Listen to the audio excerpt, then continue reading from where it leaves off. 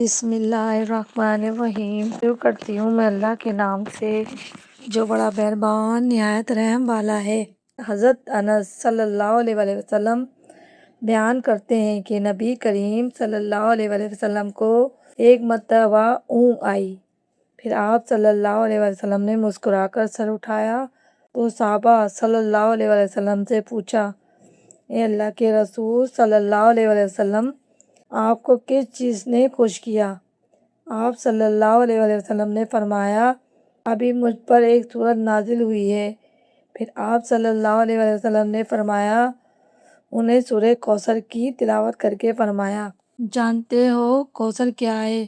صحابہ نے عرض کیا کہ اللہ اور اس کا رسول ہی بہتر جانتے ہیں۔